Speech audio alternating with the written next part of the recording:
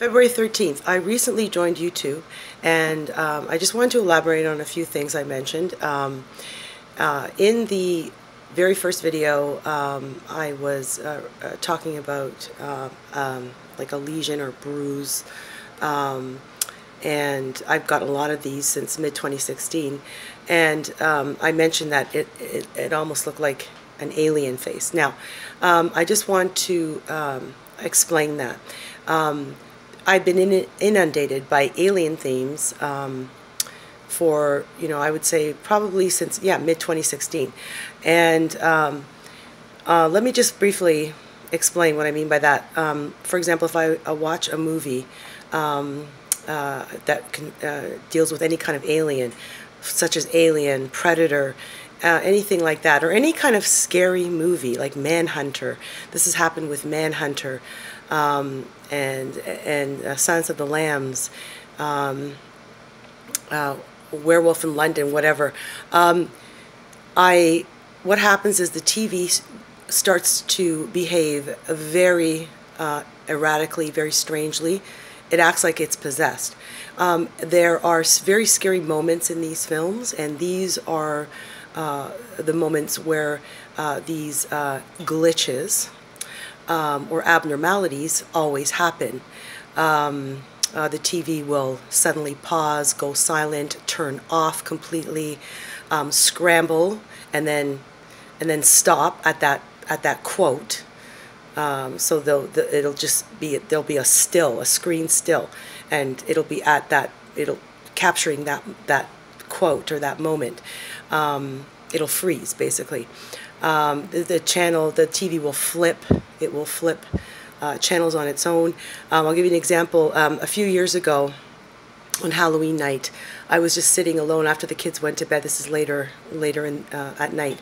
I was sitting watching some movies. I wanted to watch a scary Halloween movie, and there was a sort of a slew of them on, and I wanted to check them all out, but the TV kept scrambling and stopping every time I went to a movie other than one specific movie.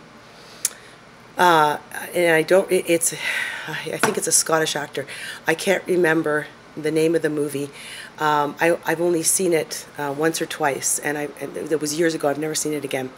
And I basically was forced to go back. I had to watch this movie because the TV would not let me watch any other movie. I think we had Rogers at the time. The TV would not let me watch any other movie. I had to watch that movie, and then there was this man dressed up in this black suit, and then he was attacking this woman, and she was being terrorized by this man. So so the TV was acting so erratically every time I went to any other channel. I basically had to, the only channel that worked was that channel with this movie, with this man dressed in black terrorizing this woman. So that's what I mean when I say alien face. I've been inundated by these themes. Like, I've woken up in the morning. This has never happened before in my life. It started in mid-2016. I wake up in the morning and I get these red lines. These are not folds from sleeping on the wrong side or spending too long on one side. It was actually a red line, and it took a while to go away, but it always goes away. A red line, it looks like the alien lines. I would be waking up with these constantly. And yeah, so basically it was just, I was just haunted by these, I've been haunted by these alien themes, and this spooky behavior of, my TV, as well as the hacking of my computer. As I mentioned before, I've been victimized by some really serious hacking, to the point where I have had to give up my email for years. I had to just stop writing things I wanted to write because it became so frustrating and such a time-consuming process that I just couldn't do it. Now, I keep talking about since mid-2016. I'm going to elaborate on what I mean by that. I just have some notes. Yeah. What happened in mid-2016 is I was hit by this barrage of skin changes, skin symptoms, not just skin symptoms, but all kinds of symptoms, including the weight gain I was talking about, significant sudden weight gain for no reason. It's atypical for me, very atypical for me to just gain 30 pounds all of a sudden, and especially very unusual for me not to be able to get it off immediately. This is the first time in my life this has ever happened to me.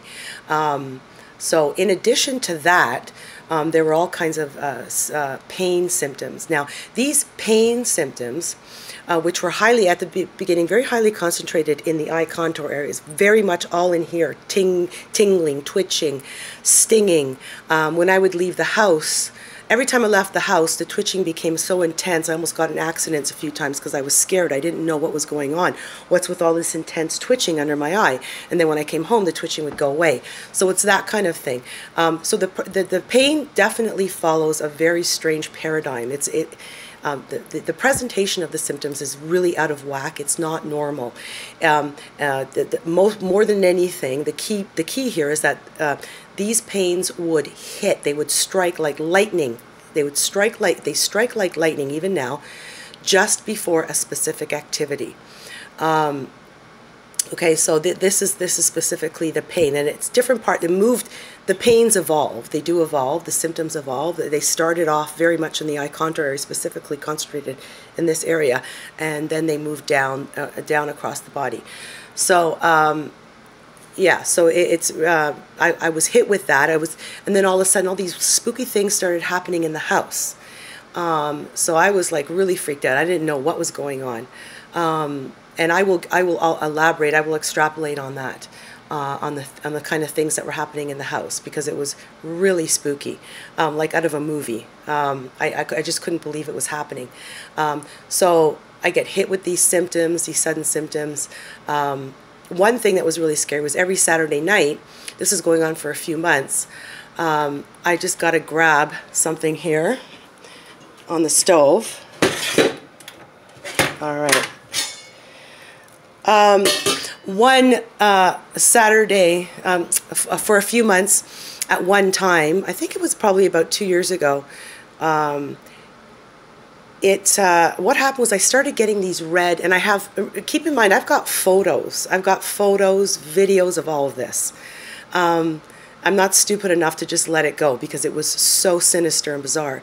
Get to that in a second. So every Saturday night, I would end up with red lines. You see lines here. Red lines all across my neck. Very red, with major lesions. Huge red, burning lesions. The lines themselves did not hurt. It was the lesions that were very painful. And this would happen every Saturday night.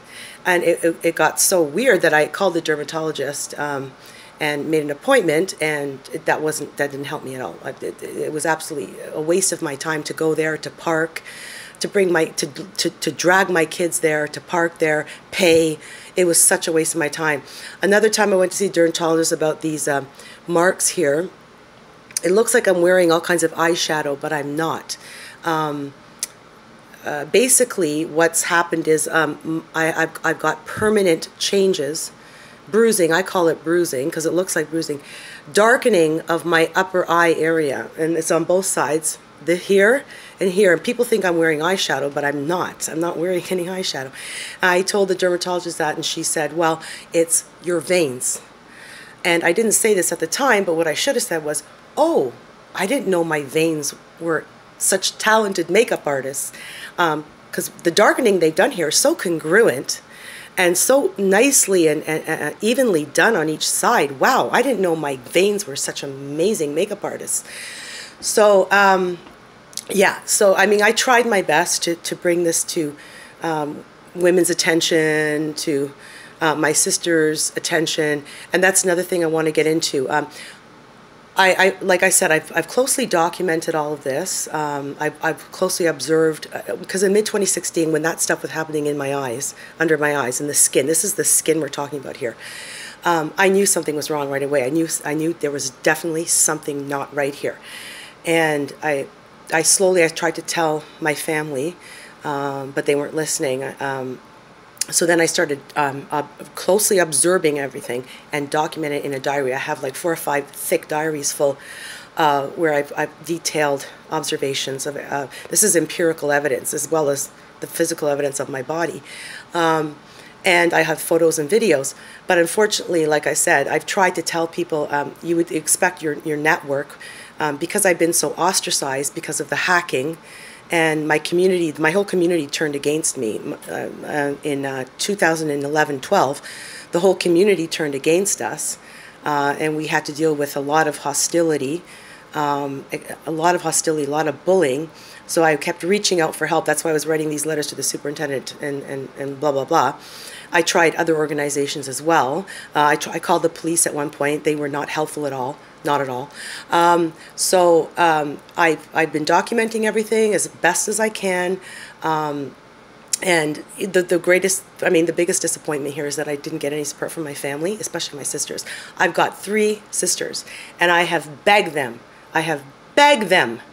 to please help me, tell people anything. What do you want us to do?